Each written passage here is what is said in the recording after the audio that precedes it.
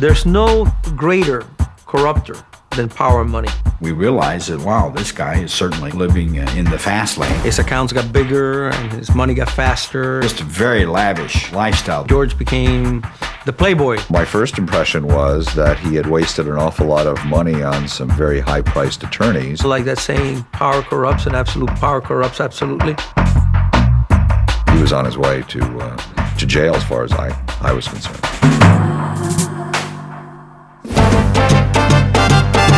Miami in the late 20th century, emerging crossroads of Latin culture, big money, and cocaine's major port of entry into the United States.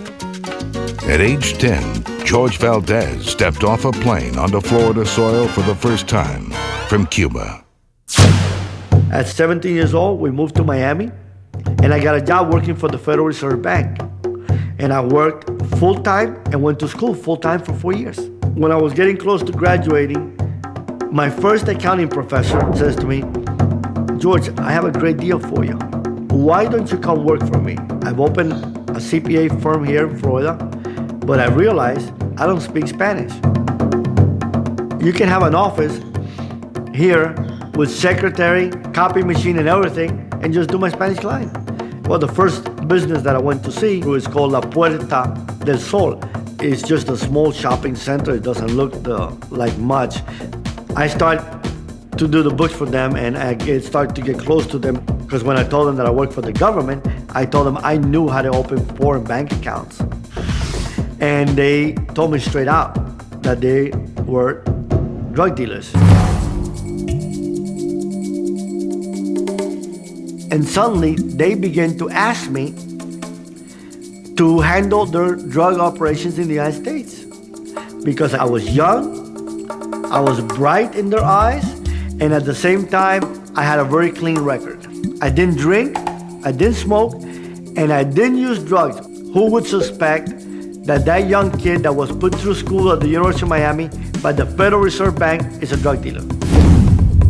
Little did I know that this little rinky-dinky grocery store would be the original front for what one day would become the Medellin drug cartel, importing 95% of all the cocaine that came into America. Within 3 months, I was making $1 million a month. He flaunted it every single way you could imagine, to everybody. I have a Lear jet. I have a Jet Ranger helicopter. I lived in a $7 million ranch. I had a $500,000 house on the ocean, a condo in Vail. I had a 53-foot yacht. I had spent $160,000 in the speedboat. I looked around one day, I had $1 million worth of cars. I remember one Christmas, there were 2 Mercedes gift wrapped in the parking lot, one for him and one for his partner, their gift to each other. Like Le Hermitage. All the faucets were gold. The shower head cost me $10,000. Everything was the best of the best. Flaunting was his specialty, and ego was his mainstay. I remember one day, I go home, and I go to eat, and my mom is crying. And my mom says, son, don't you see it? What you're doing doesn't please God. And I got so irate that day. I looked at her, I said, Mom, what God? God ain't real. Are you stupid? First time I ever called my mom stupid. I said, you wanna know who God is? I'm God. I buy and sell anyone I want every day of the week. I can have anything I want, and I got the power of life or death. You see these people around me? They'll take a bullet for me. That equals God to me. Things changed. We drifted apart, and then came May of 1979. I'm in Bolivia, and I need to get to this country to meet with this president. And the only way to do that was if I got on that airplane with cocaine. My godfather realizes that here is the person that handles everything for the cartel in the United States is inside an airplane with almost 200 kilos of cocaine, 200 gallons of gasoline, a tank of ether, a bladder to give us extra distance to get to America, a flying bomb, and he went ballistics. I said, Manuel, don't worry. I'll be fine. Nothing can happen to me. The airplane had problem mechanically, lost one alternator, I crashed over the jungles of Panama. And my first thought was, step 50 feet from the airplane, take the flare gun and blow it up. And suddenly, there were 7 million reasons why not blow it up. That cocaine was worth millions of dollars. The police came. Soon enough, of course, in comes the head of the intelligence division for Panama, the DEA agent in charge of the Panama office, the consul general from Panama. I was in the cattle business at this time. I had this fancy ranch with cattle buyers. They line us up and they put all the cocaine in front of us. And here I am staring at this and my world just shattered. But I said to myself, I'll defeat them. Death couldn't take me. I'll be darned if these Panamanians are gonna beat me. So they take me to see the Attorney General. I said, I don't wanna waste your time or my time. How much is it gonna cost me to buy the cocaine back? And how much is it gonna cost me to leave this country? He looked at me, laughed, and he says, $250,000 for your leave. The cocaine has been sold. I said, send someone to see me. I'll give him a telephone number. You'll have your money here in 2 days. I go back and tell the pilots, I just worked out a deal with the Attorney General. I said, they told me that they're gonna take us to the city of Panama. They're gonna rough us up a little bit, and that's okay, just to make it look good for the Americans. Stay strong, stick to our story. This sergeant tells me, talk or they're gonna kill you, because they're not gonna stop. The 2 pilots broke weak, and not only did they say, we will tell the truth, they just said that I had just bribed the Attorney General. They take us to a dungeon, and for the next 10, 14, I don't even know how many days, they torture us so bad that for 5 years, I urinated blood. I never felt so much pain in my life. And they grabbed me like a sack of potato and threw me on an airplane to Miami. I got to Miami, the DEA, a beautiful escort was waiting for me. They said, welcome to the big leagues. I was just a couple of years out of law school, and it was a real big case for me. So I got an opportunity to really not just meet George in court, but when it went time to go to dinner, you know, he would be there, and I really got to know him for the drug dealer that he was. And he certainly was. He was about as big a drug dealer as you get. I went into prison, and you think that was going to have an effect in my life? I got to prison, it was like a homecoming event. Everybody was there, worked for me, or for someone that worked for me. He did not learn by his first incarceration. He had it too easy. I had all the money in the world, and I realized that you can live just as good in prison as you can outside. You just can't go home. He had it too easy.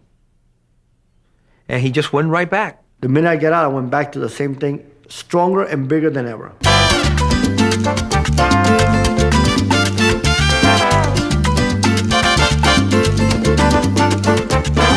George became the playboy, I was looking for love in the wrong avenues. a trend he followed for many years. It's almost ironic because when I was in the drug business and I was at the epitome of my power, people used to come to me and say, George, how are you doing? And I used to say to them, horrible, those that were intimate with me. I knew that there had to be more to life than just being born, suffering, and dying. So I began to find that through academia, and I didn't. I tried to find it in possessions, and I had $1 million worth of cars, and I was still empty, and more miserable, and more disenchanted. I tried to find it in women. I went out with the prettiest models.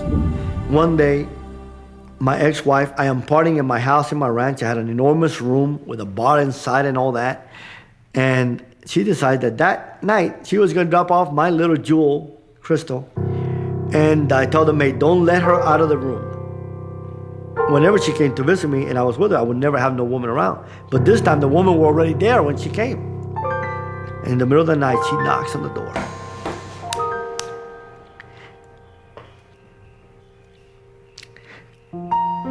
She said, Daddy, it's Crystal. And I never felt so filthy.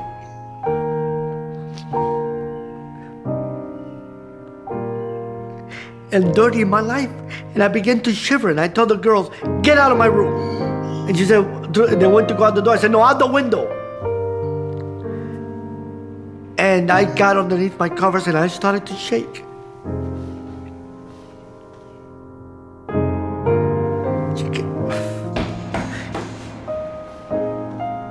And she kept knocking. And I shook and I shivered, and my room was freezing cold, and I was sweating my life away, and went out for an hour. Then finally I didn't hear her anymore. And then I felt that when she got quiet, I was so dehydrated, I went to get water. And when I went to get water, she was by the floor crying. And I said, this is it. Early in the morning, I called the members of the cartel that were my partners, and I said, look, if I gotta come clean, I gotta cut clean, I'm out. They offered me an enormous amount of money. I got enough now to live comfortable for the rest of my life. And I moved out of Miami into my ranch. I decided that I was gonna take karate because now I lived out in the country. The nearest town is 20 miles away, and I needed exercise. And I hired this guy to come teach me karate. Every morning he wanted to learn. He wanted to get the black belt as fast as he could. So we started teaching, and he started becoming receptive, started getting better and better. And the relationship was working out. Then I spoke about another sword. And I'm looking at him so intrigued. This guy gonna take up some type of a remote control thing, press a button, and a sword's gonna pop out.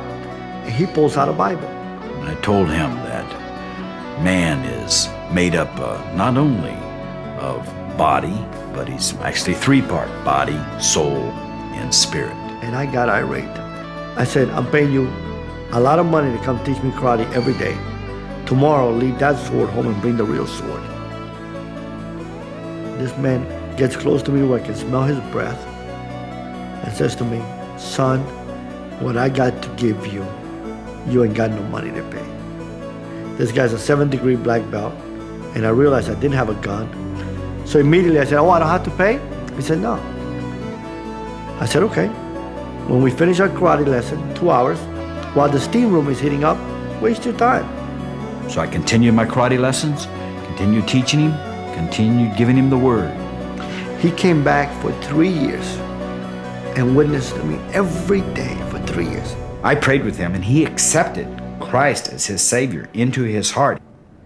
And never did I realize in my wildest dreams that just a few months later that the feds would come in. Drug enforcement agents, customs agents, FBI agents, they're all involved, IRS agents. Completely confiscate everything and take him off. But they go after him with a zeal that is second to none. He wasn't going to get away, even if he had turned his life around. Now I was facing 8 counts: conspiracy, conspiracy to possess, conspiracy to distribute, 8 life sentences without the possibility of parole. They wanted to see him under the jail, never mind in the jail. My lawyer came to see me. He said, we got a chance of winning. It's not that amount of great evidence. And I said, Alan, I'm tired of fighting. I got to come clean. I'm a Christian now. I have heard that story and I've heard that song. If I've heard it once, I heard it 1,000 times. And I can go in there and tell these people I'm innocent. I'm guilty. And I got to come clean. It's embarrassing to the point of being laughable to assert in court that your client has become a born-again Christian or has had some tremendous transformation religiously. My first test of being a Christian is I'm in jail, looking at the possibility of staying there the rest of my life. But somehow I had this peace in me that it was going to be all right. The judge in Macon, Georgia, who had sentenced George to the maximum he could give him, which was 15 years, to think that he would grant the relief of reducing the sentence to time served so that George could actually get out of jail. If you had asked me the likelihood of that happening, I would have told you to go buy a lottery ticket because your odds are a lot better. Eventually I was released, went to Wheaton College and finished my master's. Then I applied to Loyola for a doctorate in New Testament, and I was accepted. His passion for his ministry is something that has inspired me from the beginning. Because of who I was, I can go to places that nobody can. This is not just somebody who is cooking this up or something to try to get out of prison, but clearly somebody who feels he has a real mission in life to help others. And I did a gang revival in Chicago. And when I finished speaking, And I look at the corner of my eye and I see these two 10-year-old kids with their gang jackets on, crying like I've never seen anybody cry. And I realized that by them coming forward, they were risking their life because they had shown weakness.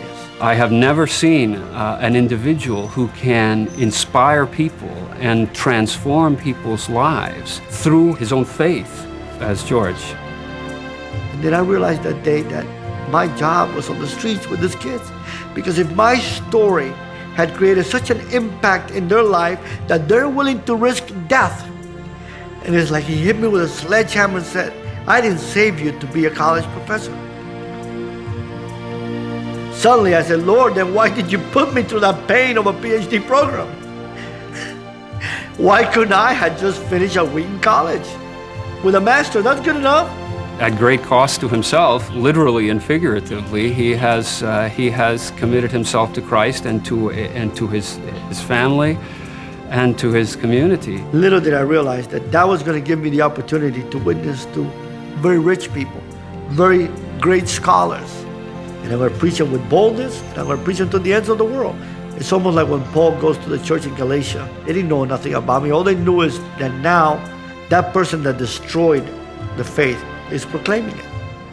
And it's very important for us to always keep our eyes focused on that one verse where it says, and they glorified God in me.